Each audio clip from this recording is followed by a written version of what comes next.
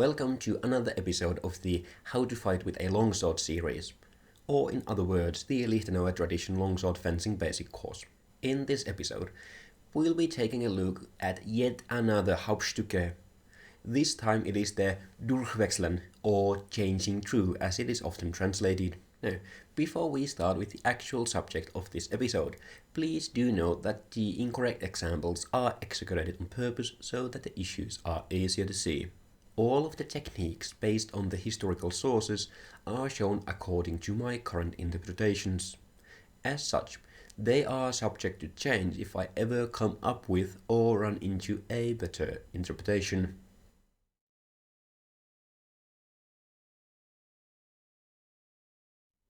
I think of Zucken and Durchwechseln as a pair of concepts. Whereas Zucken is pulling the sword in to go between you and your opponent's sword, or above your opponent's sword, Durchwechseln is dropping the sword down to go below your opponent's sword. The idea with both techniques is to go around your opponent's sword so that you are able to continue attacking. Once again, Durchwechseln as a concept works in numerous situations, not just those demonstrated here. The central idea is to simply drop your sword, or more specifically the point of your sword, to go under your opponent's sword. Durchwechseln works especially well against those opponents which cut at your sword or parry with their point forwards without threatening you. Before we get to the first Durchwechseln drill, we will learn a new guard position. This is not one of the Verläge. Even though the sources specifically state that there are only 4 guard positions you should use, they do still contradict themselves and tell you about other guard positions you can use. To get into Langort, stand with your non-dominant foot forwards. Have a proper grip of your sword and extend your arms forwards so that the point of your sword is at shoulder level. To make standing in Langort a bit easier, you can turn your elbows in and pull your shoulders back. This basically allows you to rest your upper arms against your chest. This way you can easily maintain this position for extended periods of time. Remember to have a proper handshake grip. Do not have a 180-degree grip. Also make sure that the point of the sword is roughly at shoulder level. Do not let your hands drop down. As said earlier, you can rest your upper arms against your chest to make holding the position easier. Let's start with a very simple solo drill. Stand in Langort and use your non-dominant hand to drop the point down and then bring it back up. You want to draw an U shape with your sword. Imagine going under your opponent's blade. As explained in a previous episode, if you want to keep the point in place, you want to move the sword with your dominant hand. To move the point around, you want to use your non-dominant hand. This is also one of the techniques where it can be beneficial to have the non-dominant hand a bit further back on the grip of the sword. You want to keep the movement as small as possible. Do not make a large motion. Also, don't drop both of your hands down. You want to keep your dominant hand in place and simply move the point of the sword around using your non-dominant hand. Next, the same exercise but with a pair. Both fencers stand in Langort so that their swords are crossed roughly 1/3 down the blade. The coach stays completely still. The trainee makes the same movement as in the previous exercise to move the point to the other side of the coach's sword. Repeat. Once again, keep the movement as small as you possibly can.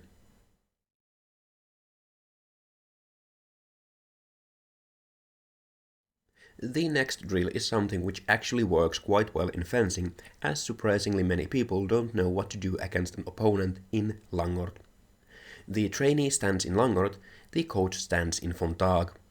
The distance is so that the coach cannot hit the opponent with a passing step. The coach cuts an Oberhau at the trainee's sword. The trainee then performs Durchwechseln so that the coach misses. After the Durchwechseln, the trainee thrusts the coach to the face with a passing step. As with the previous drill, you want to use your non-dominant hand to make the point drop. Don't drop both of your hands down. Your dominant hand must stay in place.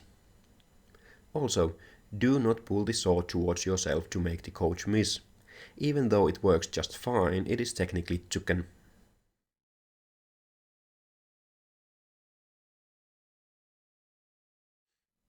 Next, the exact same exercise, the only difference being that the trainee stands in a non-dominant side ox. This also works rather well in actual fencing, as quite a few people don't know what to do when the opponent is standing in ox. Again, do not drop your hands down. And do not pull the sword back, simply dip the point using your non-dominant hand.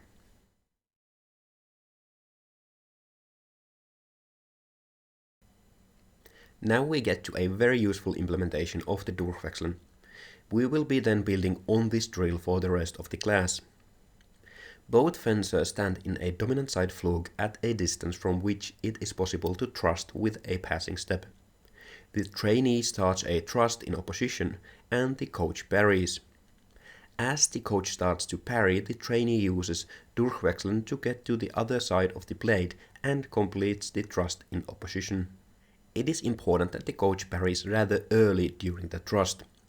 Also remember to stand far enough. If you stand too close, this will be very difficult to do. The coach must not parry at the very end of the thrust. If the thrust is done properly in opposition, the coach should not be able to parry by simply moving their point to the side. They need to bring the point up and parry with the strong of the sword near their body. This makes Durchwechseln very difficult as the coach's crossguard and hands are on the way. In this case, Zuken would be a better option. As such, the coach should parry early during the thrust to make the exercise possible. As usual, after the trainee gets the hang of the exercise, the coach should skip the parry every now and then.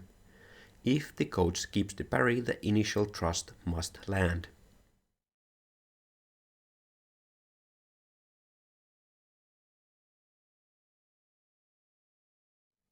Next we get to double Durchwechseln. Start as in the previous drill.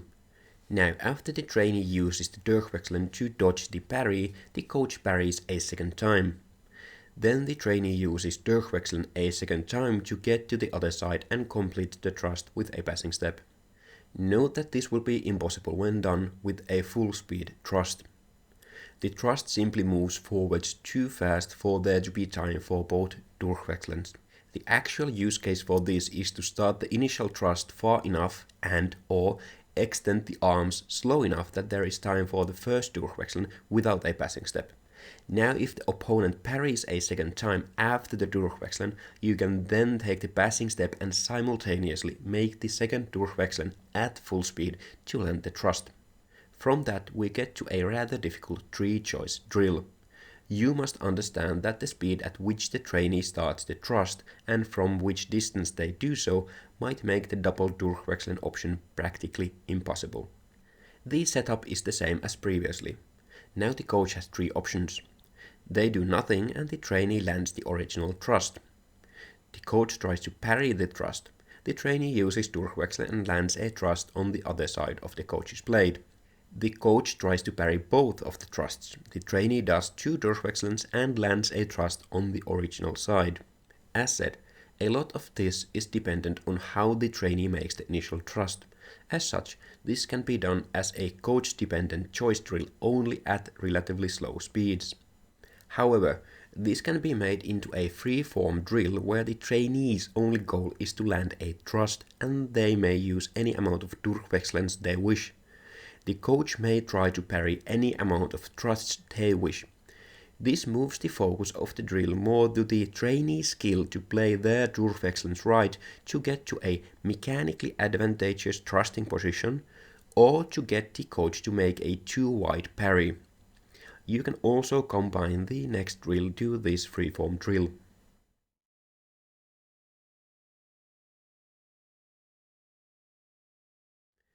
The last drill is a feint with Durchwechseln. The setup is the same. Now, instead of starting a proper thrust, the trainee extends their arm slightly and then makes a Durchwechseln. This gets the coach to react with a parry. The trainee then performs a second Durchwechseln and thrusts the coach in the face. After the trainee gets the hang of this, the coach skips the parry every now and then. In this case, the trainee thrusts in opposition after the first Durchwechseln.